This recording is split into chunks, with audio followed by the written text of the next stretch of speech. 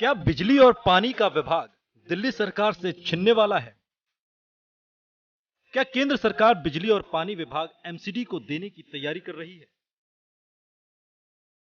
और अगर BJP MCD चुनाव जीत गई तो क्या बिजली पानी के दाम बढ़ जाएंगे? या फिर ये सब एमसीडी चुनाव जीतने की कोई सियासी चाल है? ये सारे सवाल केजरीवाल के उस एक बयान से निकले हैं जो कल बुराड़ी की रैली में दिया गया था।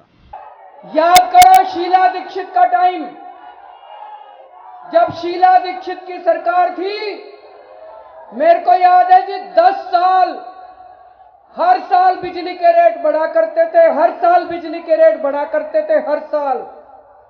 पिछले 2 साल से दिल्ली में आम आदमी पार्टी की सरकार है, इन बिजली कंपनियों को बिजली के रेट नहीं बढ़ने दिए, 1 पैसे का रेट नहीं बढ़ने दिया 2 साल से। दोस्तों, मैं चैलेंज करता हूं अमित शाह को, हिम्मत है तो गुजरात के अंदर भी बिजली के रेट कम करके दिखा दे, जैसे दिल्ली के अंदर करके दिखाए हैं। केजरीवाल के इस बयान के बाद केजरीवाल के मंत्री भी कुछ ऐसी ही आशंका जाहिर कर रहे हैं। केजरीवाल सरकार के जल संसाधन मंत्री को एमसीडी चुनाव के बाद अपना मंत्रालय खत्म होने का डर सता रहा है। कपिल मिश्रा के मुताबिक उनको भी बीजेपी के किसी नेता ने बताया है कि बीजेपी एमसीडी चुनाव जीतने के बाद दिल्ली सरकार से बिजली और पानी का विभाग छीनने की साजिश रच रही है। कपिल मिश्रा का दावा है कि अगर एमसीडी चुनाव जीतने में बीजेपी कामयाब हुई तो दिल्ली में बिजली पानी के दाम बढ़ जाएंगे।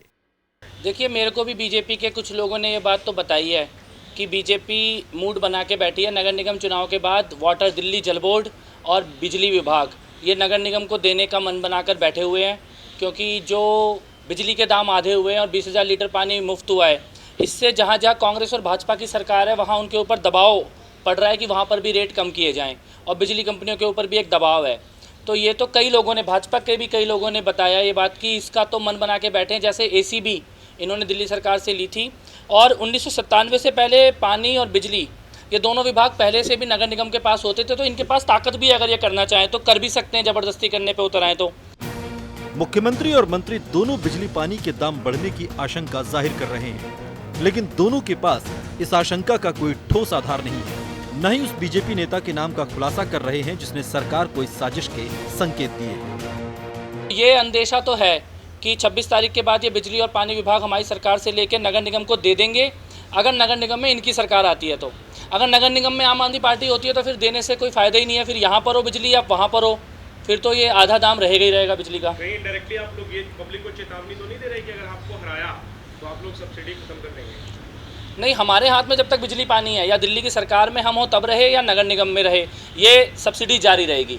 बीजेपी अपने हाथ में नगर निगम ले और उसके बाद कम करने का मूड बना के बैठी हो, सब्सिडी हटाने का मूड बना के बैठी हो, उसका अंदेशा लग रहा है। ऐसे में सवाल खड़ा होता है कि दिल्ली वालों को बिजली पानी के दाम बढ़ने का डर दिखाकर चुनाव में वोट हासिल करने की आम आदमी पार्टी की कोई सियासी चाल तो नहीं। Kuldeep Sharma, total news, Delhi.